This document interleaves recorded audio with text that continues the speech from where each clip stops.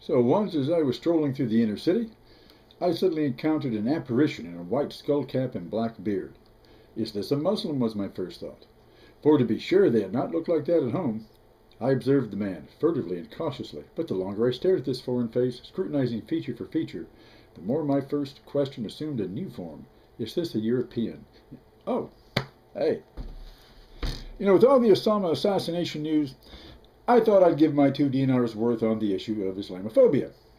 With all the gloating over the alleged rubbing out and dumping of Osama, it's raising its hijab head on the tube again. So let's look at the issue of Islam, which is, has been rather like walking into a barbed wire fence nude, but we're going to try it. Essentially, the problem that progressive people have with Islam is its fundamentalism. And that is the root problem. Not the doctrine or content of Islam, but the fundamentalism itself. As we know, fundamentalism is all around us in our own religions, whether it's of Christian or Jewish heritage. So the issue of Islam really is a non-starter. It's a different form of the same thing. The offense that's taken because of the Islamic form is, to me, a cop-out. For several reasons, which I'm going to get into here. A way of, I would say, blaming the victim by, in turn, portraying him as a victimizer. This, of course, applies to the status of Muslims in the West. Well, Azov, if there wasn't Islam and his followers didn't act so goddamn Muslim, there wouldn't be Islamophobia. And this is the equivalent of saying if those Viet Cong wouldn't act like such goddamn gooks, he wouldn't have had to napalm their little yellow asses. It's like saying if blacks weren't so black, we wouldn't have to keep them separate. And there's a problem with people of color showing prejudice, so we must maintain the homogeneous nature of a society to keep down the level of racism, which is strange to me to see so-called progressive folk buying into it. What I see in the Islamophobia expressed, especially in Europe, but also in the United States, is it boils down to this. They're just goddamn gooks of a different color. But Azov, they just consciously reject our Western liberal values. Look at how they treat women and gays. As we've said before, the problem is fundamentalism. If you think women and gays have had a bed of thornless roses in the liberal West these past Christian centuries, you need to look again. Okay, look. They want to beat their wives, just let them stay at home. Well, I think you need to bother to take a look. The uprisings all across North Africa, the Levant, and Iran are good indicators of what Muslims, especially the younger generation, think in regard to Islam and civil society.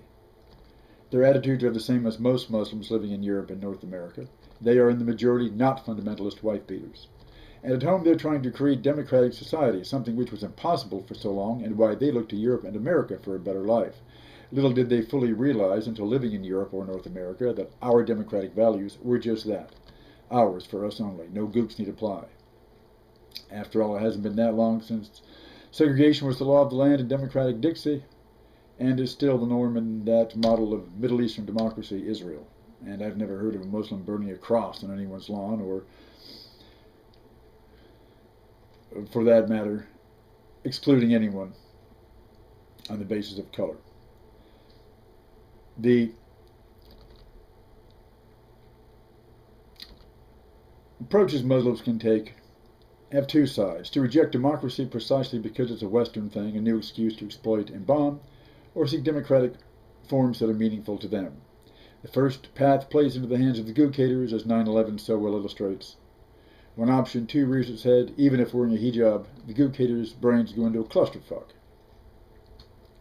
The sad thing is that so much of this Muslim Gook bashing comes from so-called progressives, as I've said, and after scraping a sample of the liberal rhetoric and putting it under analysis, one often finds the same xenophobic ringworms as produced by the right. There is real no clash of civilizations if you look at the actual behavior of Muslims and Muslim majority countries.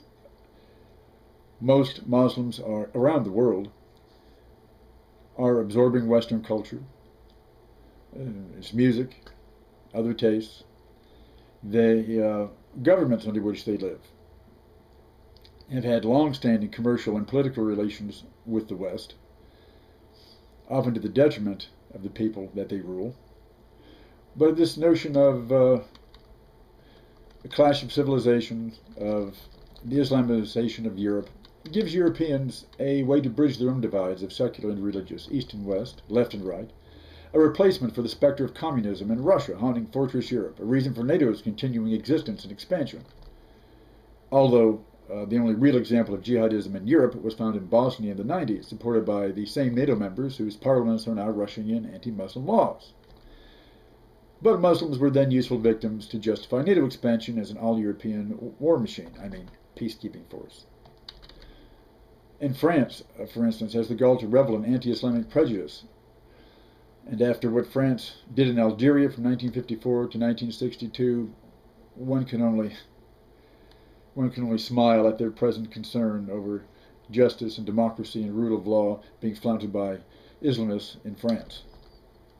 So, let's look at this Muslim invasion. Because, as France illustrates, it comes down to who really invaded whom. Muslims would not be in Europe, specifically Western Europe, which is what most people mean by that term, not Lithuania, Bulgaria, and such marginal places. Technically, they may be on the same tectonic plate, but when we say Europe, we know what's really meant. If these countries were not formerly colonial powers who invaded them first, there would not be Muslims present in Western Europe now. This established a connection whereby Muslim immigrants were recruited into Europe because the European employer was too goddamn cheap to pay West Europe's working class a living wage. The post-war boom in Western Europe was built in good part on immigrants from Muslim Turkey and Algeria. So the sight of mosques in Amsterdam or Cologne is just a reflection of Europeans' own cheap-ass importing of colonial labor based on the prior conquest of Muslim lands in the 19th century. So who's really to blame for the Islamization of Europe? The same people responsible for Mexicanizing so much of the southwest U.S., the right-wing employer class, the ones funding the nationalist xenophobes. America backed onto the anti-Muslim bandwagon based on its association with Israel and its relationship with the Muslim world, and its own rich tradition of scapegoating immigrants with different religious backgrounds.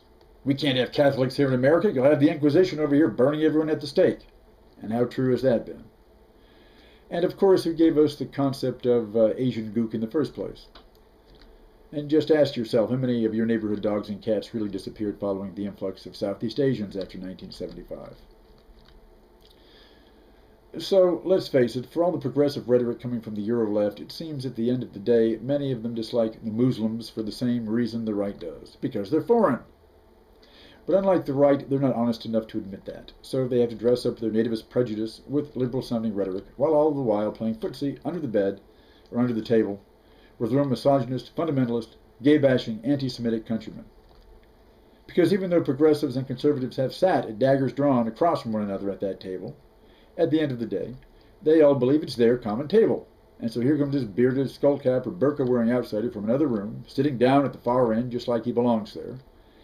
And thus the European rightist and Euro-liberal look at each other and find a common enemy to take the heat off themselves, exactly as in the Cold War. And isn't it just ugly hypocrisy to bitch about the Islamization of the West while you're bombing these people's home nations into rubble just to feed your own oil addiction? And when these people are now struggling for freedom, democracy, and human rights, the whole regalia, against the very tyrannical regimes you supported, precisely because these regimes kept these people in their places, who mostly in Europe and at home see the likes of Osama as irrelevant. Much to your dismay more than theirs, because these new developments nullify the justifications you need for social hatreds and for keeping the military-industrial reconstruction complex working. But, as I strongly suspect, the Islamic world will soon have much to teach you about Islamic values, or democratic values. And Islamic values too, even if, like you, it takes time, trial and error to begin to make things work. To knock on the phone.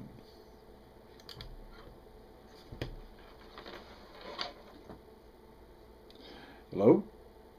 Adolf Hitler. Yeah, right. What's that? You're still laughing at General Pinochet just because he can't play stupid card games. But you called to say you're filing a DMCA suit against me and YouTube for copyright infringement because I read a passage from Chapter 2, Volume 1 of Mein Kampf at the beginning of this video. No, I only paraphrased it, and that's covered under fair use doctrine. Nah. Don't give me any crap. Oscilla will give us a safe harbor here, just like in Copenhagen. It protects the Danish Folketing from you too. Because after all, you never really said anything original, now did you?